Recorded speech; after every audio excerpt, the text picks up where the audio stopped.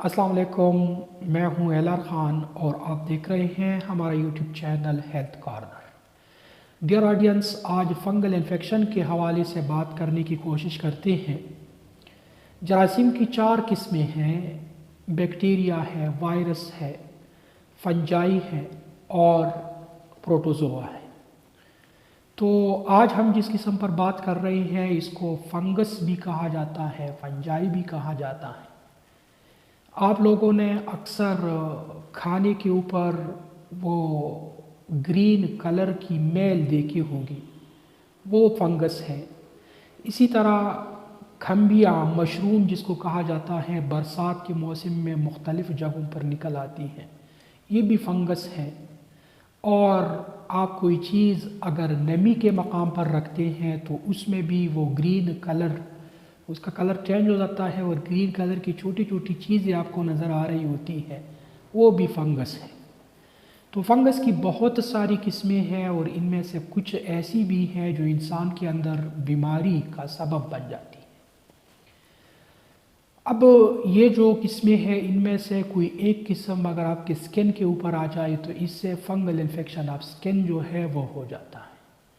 Skin के अलावा ये हमारी खोपड़ी के ऊपर यानी सर के जो बाल है इसमें या दाढ़ी में भी इनका इन्फेक्शन हो जाता है। इसी तरह जो मेम्ब्रेन्स है हमारे जिस्म में, जिसमें कुछ हमारे माउथ के अंदर है, मुंह के अंदर है और ज़ुबान है, इसी तरह विजाइना के अंदर भी मेम्ब्रेन जो है वो मौजूद होती है। तो मेम्ब्रेन्स में भी फंगल इन्फेक्शन हो जाया करती है। स्पेशली छोटे बच्चों की जो ज़बान होती है वो पक जाती है, तो ये भी फंगल इन्फेक्शन ही की वजह से होता है।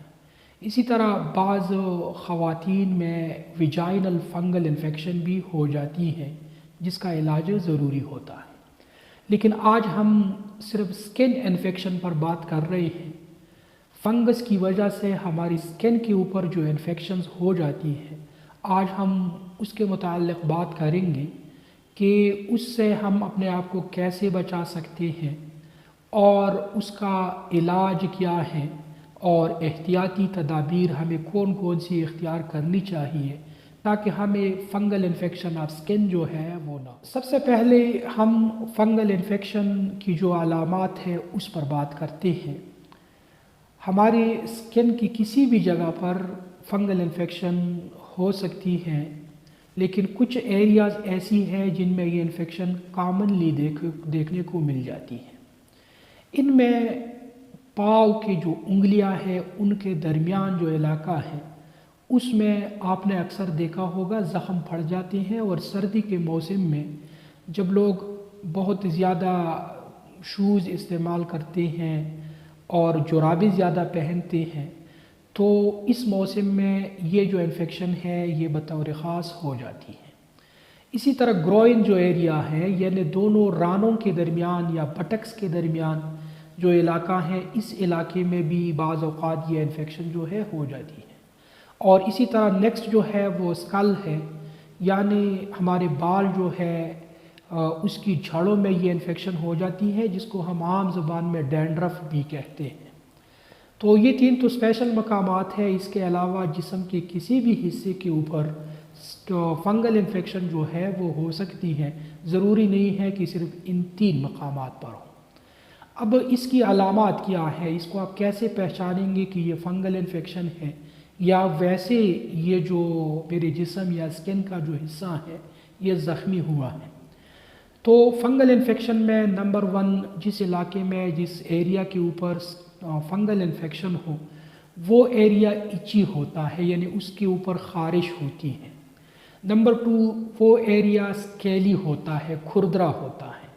जब आप उसको ख़ारिश करते हैं तो आपको स्केल नज़र आ जाते हैं, आपके नाखून के ऊपर वो स्केल लग जाते हैं।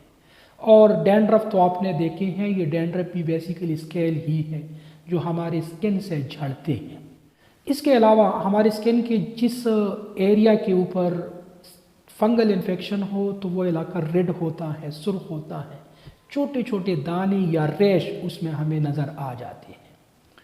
تو یہ چند عام جو ہے وہ اس کی علامات ہے. اردو میں اس کو دھدر کہا جاتا ہے. اکثر سائیکل کے اوپر لوگ کچھ پاؤڈر یا کریم بیچتے ہیں تو وہ دھدر، چنبل یہ نعرے لگاتے ہیں. تو یہ دھدر جو ہے یہ بیسیکلی سکن انفیکشن آف فنگس ہے، یعنی فنگس کی وجہ سے یہ انفیکشن جو ہے ہو جاتی ہے. علامات بیان کرنے کے بعد اب ہم اس پر بات کرتے ہیں کہ ڈاکٹرز لوگ اس کو کیسے پہچانتے ہیں، اس کی ڈائگنوسس کیسے کرتے ہیں. تو جو ماہر اسکن اسپیشلسٹ ہوتے ہیں وہ صرف دیکھ کر ہی بتا سکتے ہیں کہ یہ فنگل انفیکشن ہے، لیکن بعض اوقات ضروری ہوتا ہے کہ ہم لیبارٹری کا سہارا لیں. تو جس ایریا پر انفیکشن ہے اس ایریا میں سے اسکیلز جو ہوتے ہیں، ابھی جو میں نے بات کی ہے، وہ اسکیل لے کر اس کو مائکروسکوپ کے نیچے دیکھا جاتا ہے تو اس میں فنگس جو ہے وہ نظر آ جاتے ہیں. اس کے علاوہ بعض اوقات بایوپسی بھی کی جاتی ہے اور کلچر سینسیٹیویٹی ٹیسٹ بھی کیا جاتا ہے. اس کے ذریعے فنگس کی وہ خاص قسم بھی معلوم کی جاتی ہے جس کے ذریعے آپ کو انفیکشن ہوا ہو، تو پھر اسی کے مطابق آپ کو میڈیسن بھی دی جاتی ہے. تو یہ فنگل انفیکشن کی ڈائگنوسس ہے کہ آپ اس طریقے سے فنگل انفیکشن کو ڈائگنوز کر سکتے ہیں. تو اب بات کرتے ہیں کہ کیا فنگل انفیکشن سیریس قسم کی کوئی چیز ہے یا اس کے متعلق اتنا زیادہ پریشان ہونے کی ضرورت نہیں ہے. تو فنگل انفیکشن جو ہے موسٹ کیسز میں یہ بہت زیادہ سیریس کیس نہیں ہے. جو نارمل ہیلدی پرسنز ہوتے ہیں، یعنی جن کو کوئی اور طویل المیعاد بیماری نہ ہو، تو ان میں یہ جو سکن تک ہی محدود رہتی ہے یہ انفیکشن، اور سسٹمک طور پر یہ جسم میں پھیل نہیں جاتی. لیکن جن لوگوں کو کوئی طویل المیعاد بیماری ہے، مثال کے طور پر ایڈز کی بیماری اگر کسی کو ہے، یا جو لوگ لمبے عرصے تک اسٹیرائڈ میڈیسن استعمال کرتے ہیں جس کی وجہ سے جو ہمارا امیون سسٹم ہے وہ کمزور ہو جاتا ہے، یا ایسے لوگ جن کو کوئی اور بیماری ہے طویل مدت سے، تو ان لوگوں میں یہ جو انفیکشن ہے، فنگل انفیکشن ہے، یہ سیریس بھی ہو سکتی ہے. لہٰذا ان لوگوں کے لیے علاج، معالجے اور ڈاکٹر کے پاس جانا بہت زیادہ ضروری ہوتا ہے، یعنی ان کے سسٹم میں یہ بیماری جو ہے وہ پھیل سکتی ہے. باقی جو ہیلدی اور نارمل پرسن ہیں وہ عموماً کچھ آئنمنٹ یا کریم کے استعمال کے بعد وہ ٹھیک ہو جاتی ہیں. اس پر ہم آگے جا کر ابھی بات کر رہے ہیں. اس تصویر کو دیکھ لیں اور پہچاننے کی کوشش کریں.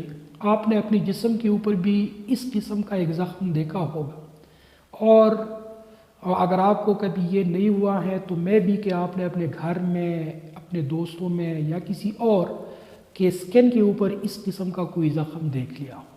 اسی کو رنگ ورم کہا جاتا ہے. رنگ ورم بیسیکلی اس کا نام جو ہے رنگ اور ورم. رنگ سرکل کو کہا جاتا ہے اور ورم کیڑے کو کہا جاتا ہے. تو یہ ورم کی وجہ سے کوئی بیماری نہیں ہے بلکہ یہ فنگس کی وجہ سے ہی ایک بیماری ہو جاتی ہے. اس کی علامات یہ ہے کہ گول شیپ میں ایک زخم آپ کے سکن کے اوپر بن جاتا ہے جس کے کنارے ابھرے ہوئے ہوتے ہیں. یہ ورم کا لفظ جو اس کے لیے استعمال ہوتا ہے وہ اس کے کناروں کے لیے یوز ہوتا ہے.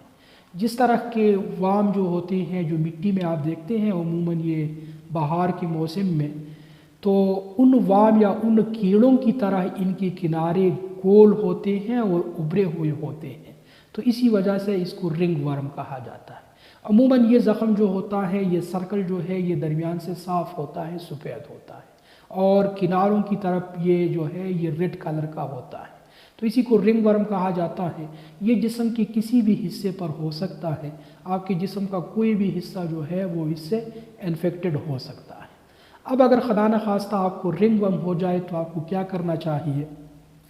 اگر آپ کو رنگ ورم ہو جائے تو آپ کیا کریں؟ اپنے سکن کو ڈرائی رکھیں اور کلین رکھیں، یعنی اپنی جلد کو صاف رکھنے کی کوشش کریں اور اس کو خشک رکھنے کی کوشش کریں. اس کے علاوہ یہ جو انفیکشن ہے یہ بہت جلدی ایک انسان سے دوسرے انسان میں پھیل جاتی ہے. لہٰذا آپ کی جو بھی چیزیں ہیں، مثال کے طور پر آپ ٹال جو یوز کرتے ہیں، اپنے جسم کو ڈرائی کرنے کے لیے کوئی کپڑا یوز کرتے ہیں، تو ان چیزوں کو صرف اپنے تک محدود رکھیں اور اس کو کسی اور کے ساتھ شیئر نہ کریں تاکہ یہ بیماری دوسرے لوگوں میں پھیل نہ جائے. اس کے علاوہ آپ کا جو لباس آپ پہنتے ہیں، جو کپڑے آپ پہنتے ہیں، روزانہ کی بنیاد پر اس کو چینج کر لیا کریں اور پسینے سے حتی الوسع بچنے کی کوشش کریں۔ اگر پسینہ آ جائے تو پسینے کے فوراً بعد آپ جو رنگ ورم کا جو ایریا ہے اس کو دھو لیں اور دھونے کے بعد اس کو اچھی طرح خشک کر لیں۔ تو یہ تو کچھ احتیاطی تدابیر ہیں۔ اس کے علاوہ کچھ میڈیسن بھی دستیاب ہے جو تمام اقسام کے لیے سیم ہے، اس پر آگے جا کر ہم بات کریں گے۔ آپ اس تصویر میں دیکھ رہے ہیں کہ یہ انگلیوں کے درمیان جو سکن ہے، یہ سکن رپچر ہو گئی ہے اور اس کے درمیان اچھے خاصے زخم بن گئے ہیں۔ اسی کو ایتھلیٹ فوٹ کہا جاتا ہے۔ یہ بھی ایک فنگل انفیکشن ہے اور اس کی علامات جو ہے وہ کیا ہے؟ اچی، یعنی اس میں خارش ہوتی ہے، اسی طرح برننگ سنسیشن، اس میں جلن ہوتی ہے، اور اس کے علاوہ کریکڈ، یہ جو آپ جلد اس کا دیکھ رہے ہیں انگلیوں کے درمیان یہ کریک ہوا ہے تو اس کو بھی آپ دیکھ سکتے ہیں، اور پیلنگ فیٹ، یعنی فیٹ یا پاؤں سے چھلکے اترنا، یہ بھی اس کی علامات ہیں۔ تو اس کو ایتھلیٹ فوٹ کہا جاتا ہے اس انفیکشن کو، اور یہ اس کی اسپیشل علامات ہے۔ یہ تصویر میں آپ نے دیکھ لیا ہے، اس تصویر میں آپ دیکھ لیں اور آپ اس کو پہچان سکتے ہیں۔ یہ بھی فنگل انفیکشن ہے، فنگل انفیکشن کی ایک قسم ہے، اور عموماً ان لوگوں کو یہ انفیکشن ہو جاتی ہیں جو بہت زیادہ دیر تک کلوزڈ شوز استعمال کرتے ہیں، جراب استعمال کرتے ہیں، اور جو ہائیجین ہے، پاؤں کو صاف رکھنے کے لیے جو احتیاطی تدابیر ہے وہ اختیار نہیں کرتے ہیں، تو ان لوگوں میں یہ انفیکشن جو ہے ہو جاتی ہے۔ اس سے بچنے کا طریقہ بھی یہ ہے کہ اپنے پاؤں کو صاف رکھیں اور خشک رکھنے کی کوشش کریں۔ اس کے علاوہ آپ جو شوز استعمال کرتے ہیں وہ شوز اگر کھلے جوتے اگر آپ استعمال کریں تو اس کا خطرہ جو ہے وہ کم ہو جاتا ہے۔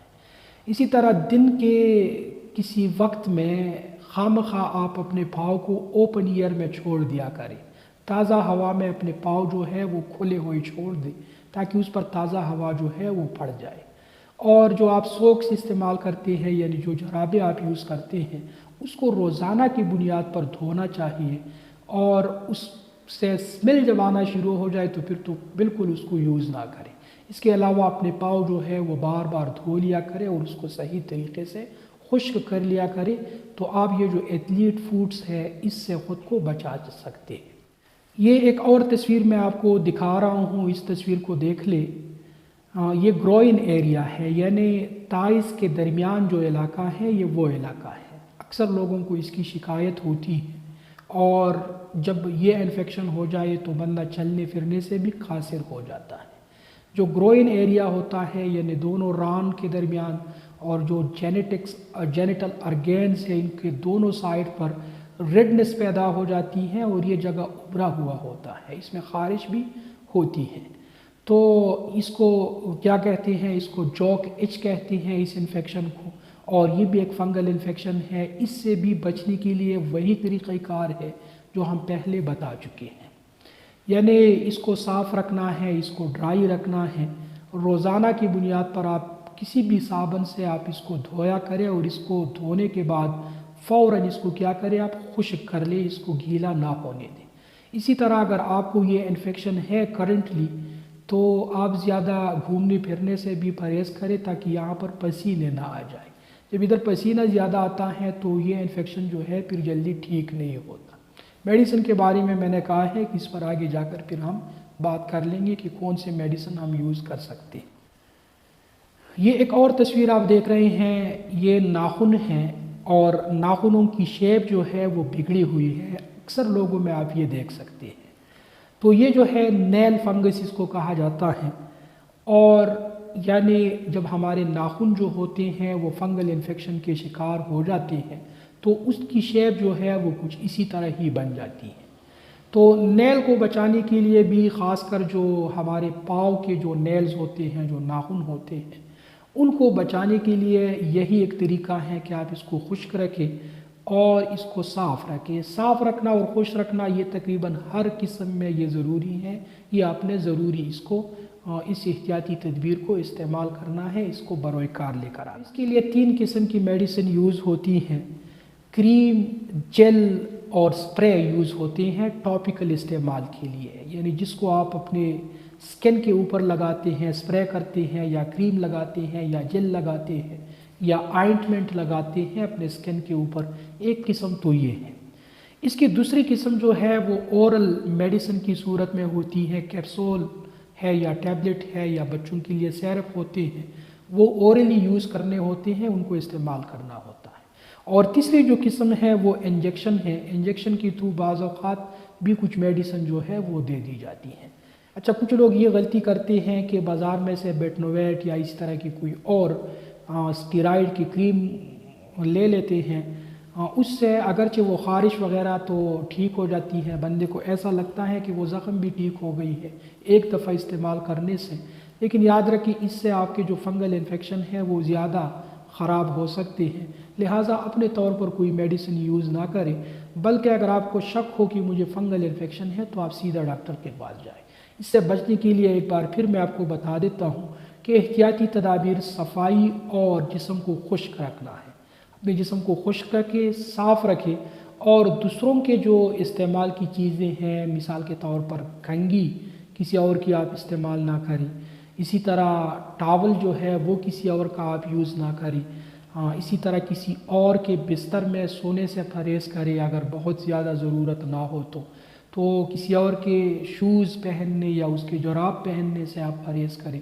تو یہ اس کے لیے مختلف احتیاطی تدابیر ہیں، جب ان پر آپ عمل کریں گے تو انشاءاللہ آپ کو یہ انفیکشن جو ہے وہ ہوگی ہی نہ، اور اگر خدا نخواستہ آپ کو یہ انفیکشن ہو جائے تو آپ نے دوسروں کو بھی بچا دینا ہے، آپ نے یہ احتیاطی تدابیر پھر بھی اختیار کر دینی ہے، اور اگر انفیکشن بہت زیادہ بڑھ جائے تو آپ ڈاکٹر کے پاس پھر جائیں تاکہ آپ کو مناسب علاج جو ہے وہ مل سکے۔